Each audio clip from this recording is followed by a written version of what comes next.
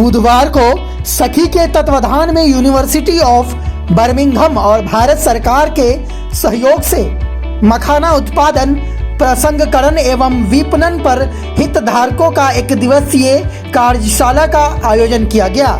मखाना अनुसंधान केंद्र परिसर दरभंगा में यह कार्यक्रम हुआ, जिसमें मिथिलांचल में मखाना उत्पादन एवं प्रसंस्करण पर काम करने वाले हितगामियों का सशक्त नेटवर्क बनाने पर चर्चा की गई, जिसे नए वर्ष में फलीभूत किया जाएगा। विशिष्ट अतिथि के रूप में डॉक्टर विद्यानाथ झा ने कहा कि अभी का समय है पूरे मिथिलांचल में मखाना की खेती को बड़े पैमाने पर करने की, क्योंकि यहाँ पर्याप्त पानी की उपलब्धता है। देखिए, ये जो कार्यक्रम है ये सखी के द्वारा अभी हम लोग मधुबनी में और दरभंगा में मखाना को लेके कर रहे हैं। तो मखाना के ऊपर ऐसा कर रहे हैं कि अभी तक इंडिविजुअल इसके ऊपर काम हो रहा है, व्यक्तिगत तौर पे लोग कर रहे हैं। अभी हम लोग एक संस्थागत काम कर रहे हैं जिसमें कलेक्टिव विमेंस का इन्वॉल्वमेंट इस पे लेके आ रहे हैं ताकि वो आर्थिक रूप से सशक्त बने। क्योंकि ये एक काम है कि प्रोड्यूस करना, उस मखाने को पोखरा से निकालना, और दूसरा काम है उसके बाद का प्रोसेसिंग करना। तो हम लोग ये चाह रहे हैं कि ये जो प्रोसेसिंग वाला पार्ट है उसमें ज़्यादा से ज़्यादा महिलाएं इन्वॉल्व हों और उसका जो भी आमदनी है वो महिलाओं के पास आए ताकि वो आर्थिक रूप से सशक्त बने। और जैसे ही एक महिला आर्थिक रूप से सशक्त बनती है तो उसका जो भी सशक्तिकरण का और विभिन्न मुद्दे हैं उसमें भी वो सशक्त होती जाती हैं। तो एक ये बात हो गई। दूसरा है कि जो हमारा रिसोर्सेस है, स्थानीय रिसोर्सेस, वो रिसोर्स हमारा सबसे ज़्यादा दरभंगा और मधुबनी में है, उसका प्रॉपर तरीके से यूटिलाइज हो और उसका प्रोडक्शन इतना हाई हो कि हम उस प्रोडक्शन को पूरे दुनिया में फैला सकें। मैडम, क्वालिटी के बारे में क्या बोल रहे थे आप? क्वालिटी में ये बोल रहे थे कि जो क्वालिटी हमारा अभी पूर्णिया में आ रहा है वो पूर्णिया वाला क्वालिटी मधुबनी में और दरभंगा में नहीं आ रहा है। तो हम लोगों को एक रिसर्च के ऊपर भी काम करना होगा कि उसका जो गुड़ी है, उसका जो सीड है, वो कितना बेहतर डेवलप किया जाए ताकि वो गुड़ी ज़्यादा से ज़्यादा प्रोग्रेसिव हो और उसका जो लावा है जिसका कि बहुत हाई मतलब डिमांड है उस लावे का, जैसे 6 सूता, 7 सूता, 8 सूता है, तो वो उस कैटेगरी का जब आएगा तब इनको प्रॉपर एक प्राइस भी मिलेगा और ये ज़्यादा से ज़्यादा अपना सामान बड़े बाज़ारों में भेज भी सकती हैं।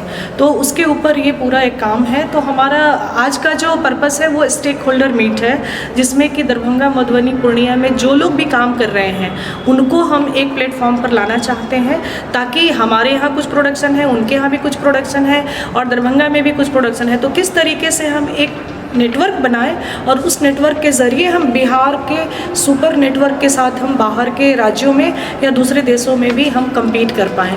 मैडम, किसान कहाँ से आए हैं? ये किसान जो है पूर्णिया से आए हैं, दरभंगा के हैं, मधुबनी के हैं। तो अभी बेसिकली हम लोग 3 ज़िले से ही मंगाए हैं, लेकिन आगे आने वाले 2-3 महीनों के बाद हम लोग ये कोशिश कर रहे हैं कि ये पूरे बिहार का नेटवर्क्स बने। जहाँ जहाँ कहीं भी मखाना प्रोडक्शन का संभावना है, उत्पादन होने की संभावना है, वो सारे जगह पे हम इसको फैलाएंगे और लेकर जाएंगे। इसके साथ ही भारत सरकार का एक परियोजना है जिसको सखी ही संचालित कर रही है। स्फूर्ति के अंतर्गत ये कार्यक्रम है जो मधुबनी में आंध्रा ढारी में हम लोग इसका एक बड़ा कारखाना बना रहे हैं। वहाँ 800 जो फार्मर हैं वो उसमें एसोसिएट हुए हैं और उसमें तकरीबन 50% महिलाएं हैं जो प्रोसेसिंग में लगी हुई हैं, पैकेजिंग में लगेंगी और वो मार्केटिंग में लगेंगी।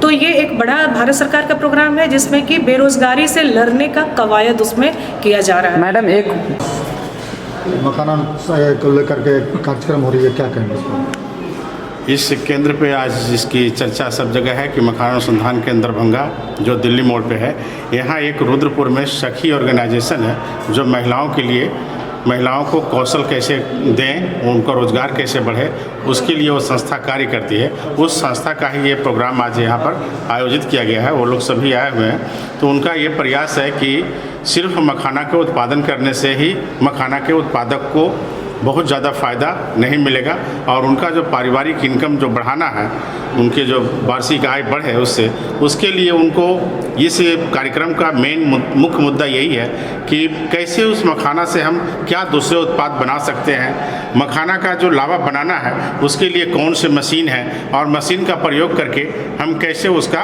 अच्छा से, जो कि हाथ से जो बनाया जाता है उसमें जो मजदूर बनाते हैं उनको बहुत ज़्यादा जो आपका पॉल्यूशन होता है उसमें और प्रदूषण जो धुआं का रोजगार भी तो है उससे जुड़ी हुई।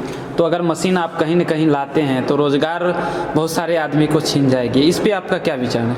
एकदम बहुत सही बात पूछा आपने कि मखाना के जो हाथ से जितने बनाते हैं अभी पूरे वैसी से बनता है, उनका रोजगार छीन जाएगा।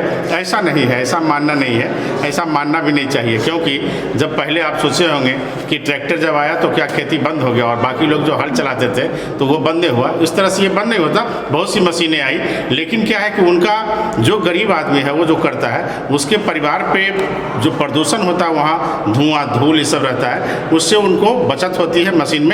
लेकिन अभी फ़िलहाल मशीन है, मशीन पे कार्य हो रहा, मशीन आएगी। लेकिन उनको जो है कि हम सही माहौल में मखाना का उत्पादन करवाएं और इस कार्यक्रम में जो मुख्य मुद्दा है कि उससे फिर हम मखाना का उत्पादन करके फिर उससे कितना बढ़िया और उत्पाद बना सकते हैं अलग अलग। जैसे देख रहे होंगे कि बहुत से छोटे छोटे जो पाउच में मखाना का स्नैक्स मिलता है, कोई आपका उसमें जो काली मिर्च के फ्लेवर में है, कोई पुदीने के फ्लेवर में है। तो इस तरह से 220 फ्लेवर अपने यहाँ कम है, लेकिन दूसरे राज्यों में काफ़ी फ्लेवर में आपका मखाना लेकर के बिहार से लेके उसको बेच रहे हैं, अच्छा पैसा कमा रहे हैं। इसलिए यहाँ के लोग जो उत्पादक हैं उनको इस बात की जानकारी दी जा रही है कि आप अपने यहाँ वो जो फ्लेवर बनाने का, जो अलग अलग फ्लेवर में मसाले का प्रयोग करके मखाना का जो स्नैक्स बनाते हैं बुना हुआ मखाने का, उसके लिए मशीन कहाँ से मिलेगा और कैसे करेंगे जिससे कि आपको आमदनी ज़्यादा प्राप्त हो। सर अपना परिचय?